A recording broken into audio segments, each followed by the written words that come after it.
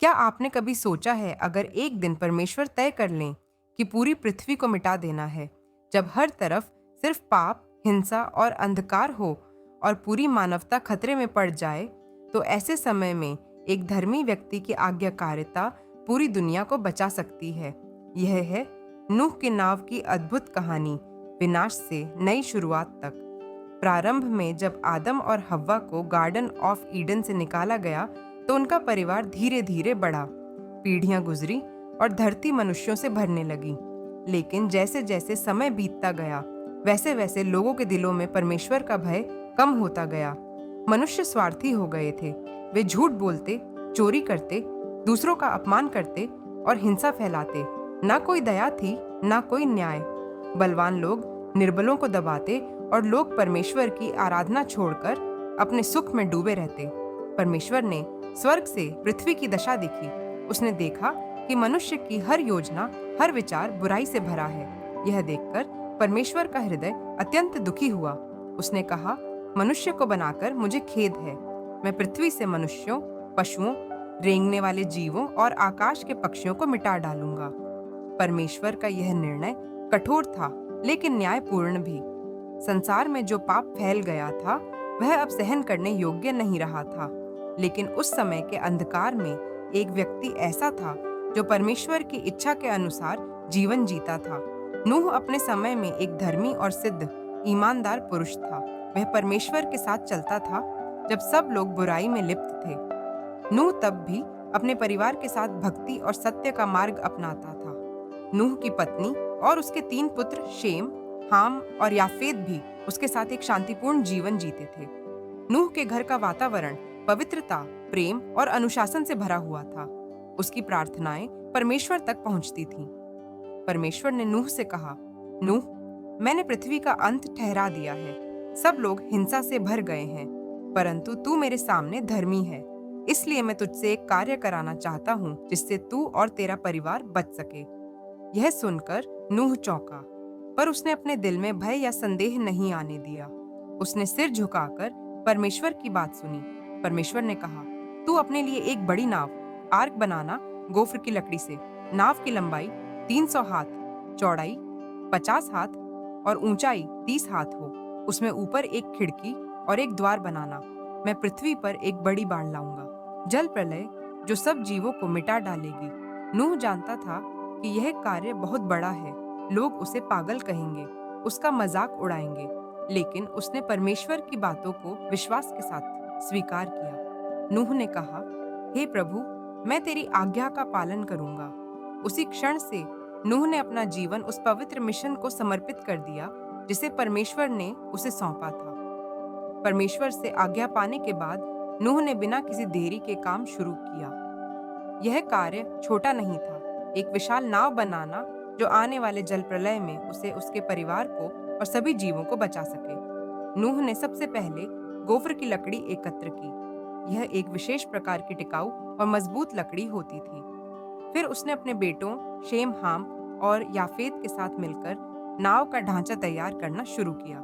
चारों ओर जंगल की खामोशी में लकड़ी काटने की आवाज, हथौड़ों की थक, रस्सियों की खींचतान और श्रम का पसीना बहता रहा। यह सब केवल एक विश्वास के आधार पर हो रहा था। परमेश्वर ने कहा है और वह पूरा होगा।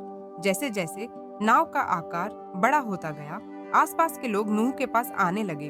वे हैरान थे। एक व्यक्ति ने कहा, कहीं कोई समुद्र नहीं और यह बूढ़ा आदमी नाव बना रहा है। दूसरे ने हंसते हुए पूछा, अरे नूह, अब तू जहाजी बन गया क्या?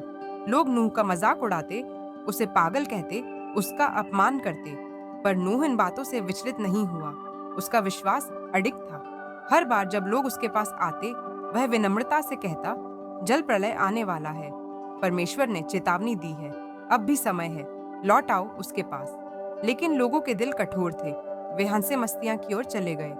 नूह ने परमेश्वर के निर्देशानुसार नाव को 3 मंजिलों में बांटा।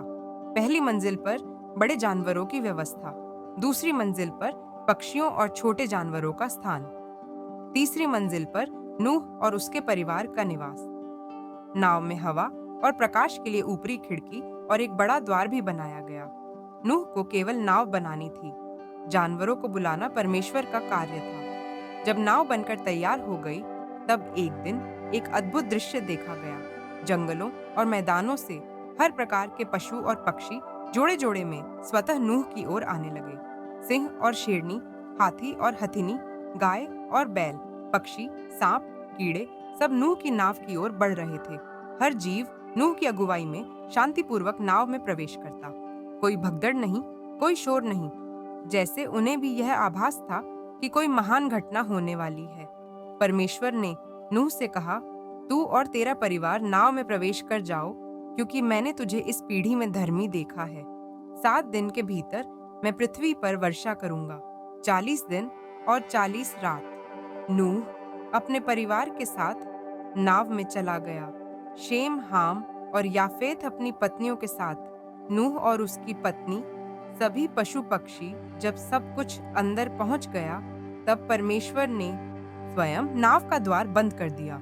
यह संकेत था कि अब निर्णय का समय आ गया है। 7 दिन बीत चुके थे। चारों ओर का वातावरण अभी भी शांत था। लोग अपने कामों में व्यस्त थे, कुछ हंसते, कुछ खेलते, कुछ नूह की नाव की ओर देखकर ताने कसते। फिर अचानक आकाश पर घने काले बादल छा गए। गर्जने की आवाजें गूंजने लगी। आकाश में बिजली चमकी। फिर एक बूंद गिरी, फिर दूसरी, फिर तेज वर्षा शुरू हो गई। शुरू में लोगों को यह सामान्य बारिश लगी, लेकिन जैसे जैसे बारिश तेज होती गई, धरती पर पानी भरना शुरू हो गया। नदियां उफान पर आ गईं। पहाड़ियों से पानी नीचे बहने लगा। आकाश से वर्षा और पृथ्वी की गहराई से जल दोनों एक साथ फूट पड़े। वह दिन पृथ्वी के इतिहास का सबसे भयावह दिन था। लोग ऊंचाई की ओर भागे, लेकिन पानी उनके पीछे आता रहा। बच्चे चिल्ला रहे थे, बूढ़े थरथरा रहे थे, माता पिता अपने बच्चों को उठाए सुरक्षित स्थान ढूंढ रहे थे, लेकिन कोई जगह बची ना थी। लोग नूह की नाव की ओर दौड़े, दरवाजा पीटते रहे, चिल्लाते रहे, नूह, हमें भी अंदर आने दो। पर दरवाजा अब परमेश्वर ने बंद किया था, और जब परमेश्वर बंद करता है तो कोई खोल नहीं सकता। जैसे जैसे जल बढ़ता गया, नूह की नाव धीरे धीरे तैरने लगी। चारों ओर सिर्फ पानी ही पानी। पर्वत भी अब जल में डूबने लगे थे। नाव में नूह और उसका परिवार चुपचाप बैठा था। उनके दिल में भय नहीं था, क्योंकि उनका विश्वास परमेश्वर में था। पशु पक्षी भी शांत थे, मानो वे परमेश्वर की उपस्थिति को महसूस कर रहे हों। 40 दिन और 40 रात बारिश बिना रुके होती रही। फिर धीरे धीरे वर्षा थमी, लेकिन पृथ्वी अब पूरी तरह जल में डूब चुकी थी। यह जल प्रलय केवल विनाश नहीं था, यह परमेश्वर की पवित्रता और न्याय का प्रमाण था। लेकिन इस न्याय के बीच भी उसकी दया जीवित थी। वह नूह और उसके परिवार को सुरक्षित रखे हुए था, ताकि एक नई शुरुआत हो सके। नूह की नाव 150 दिन तक जल पर तैरती रही। हर दिन नूह प्रार्थना करता, हर रात वह परमेश्वर के वचनों को याद करता। फिर बाइबल कहती है, परमेश्वर ने नूह को स्मरण किया। यह कोई भूलना नहीं था, यह उस विशेष घड़ी का संकेत था जब परमेश्वर ने नए जीवन के लिए द्वार खोलने का निश्चय किया। परमेश्वर ने एक तेज हवा भेजी और जल उतरने लगा। गहरे जल के सोते बंद हो गए। आकाश की वर्षा रुक गई। धीरे धीरे नाव एक पर्वत की छोटी अरारात पर्वत पर ठहर गई। यह एक नई आशा का संकेत था। नूह की नाव अरारात पर्वत पर स्थिर हो गई थी। चारों ओर जल धीरे धीरे उतर चुका था, लेकिन जमीन अभी भी पूरी तरह सूखी नहीं थी। नूह ने खिड़की से एक कौवा छोड़ा। वह उड़ता रहा, पर वापस न आया। फिर उसने एक कपोत कबूतर छोड़ा, पर उसे कहीं विश्राम नहीं मिला, और वह लौट आया। कुछ दिन बाद फिर कबूतर को छोड़ा गया। इस बार वह जैतून की पत्ती लेकर लौटा। नूह समझ गया, पृथ्वी पर जीवन लौटने लगा है। फिर एक दिन कबूतर वापस नहीं लौटा। यह संकेत था, अब बाहर जाना सुरक्षित है। फिर परमेश्वर ने नूह से कहा, नूह, तू अपनी पत्नी, पुत्रों और उनके परिवारों सहित नाव से बाहर निकल। सब जीवों को भी बाहर ले आ जो तेरे साथ हैं, ताकि वे पृथ्वी पर भर जाएं और फलें फूले। नूह, उसके परिवार और सभी पशु पक्षी अब नाव से बाहर निकल आए। यह दृश्य बहुत भावुक था। एक नई शुरुआत, एक नया युग, एक साफ और पवित्र धरती पर कदम रखने का क्षण। जैसे ही नूह ने धरती पर कदम रखा, उसका पहला कार्य कोई घर बनाना या खेत जोतना नहीं था। उसने परमेश्वर के लिए एक वेदी बनाई। वहां पर उसने कुछ शुद्ध जानवरों और पक्षियों को परमेश्वर को होम बलि के रूप में अर्पित किया। यह बलिदान उसकी कृतज्ञता, नम्रता और विश्वास का प्रतीक था। बाइबल कहती है, यहोवा ने उस सुगंध को सुखद समझा और उसने अपने मन में ठाना, मैं फिर कभी मनुष्य के कारण पृथ्वी को श्राप नहीं दूंगा। फिर परमेश्वर ने नूह और उसके वंशजों से एक पवित्र वाचा बांधी। उसने कहा, अब से धरती पर कभी जल प्रलय नहीं आएगा, जिससे संपूर्ण जीवन नष्ट हो। और इस वाचा की निशानी के रूप में परमेश्वर ने इंद्रधनुष आकाश में स्थापित किया। जब भी मैं इंद्रधनुष को देखूंगा, मुझे अपनी वाचा याद आएगी कि मैं पृथ्वी को फिर कभी जल से नष्ट नहीं करूंगा। हर बार जब आज हम इंद्रधनुष देखते हैं, वह परमेश्वर की दया और विश्वास योग्यता का स्मरण कराता है। अब नूह और उसका परिवार धरती पर एकमात्र मानव थे। परमेश्वर ने उन्हें आशीर्वाद दिया, फलो और बढ़ो और पृथ्वी को भर दो। नूह ने खेती शुरू की, उसकी संतानें बड़ी हुई और पृथ्वी फिर से जीवन से भरने लगी। लेकिन अब यह एक नया संसार था, पवित्र परमेश्वर के भय में चलने वाला और न्याय की चेतावनी को स्मरण रखने वाला। चाहे जीवन में कितना भी बड़ा तूफान क्यों ना आए, अगर हम परमेश्वर में विश्वास रखते हैं, वह हमें नई शुरुआत का अवसर जरूर देता है। जब नूह नाव से बाहर आया, उसका पहला कार्य भक्ति था।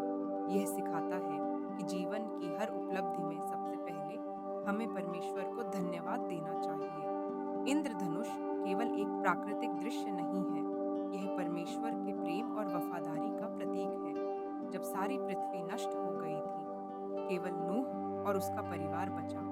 यह दर्शाता है कि परिवार परमेश्वर की योजना में कितना महत्वपूर्ण स्थान रखता है। परमेश्वर न्याय है पर दयालु भी है। उसने पाप के कारण संसार को नष्ट किया, लेकिन एक धर्मी व्यक्ति के कारण उसे फिर से जीवन दिया।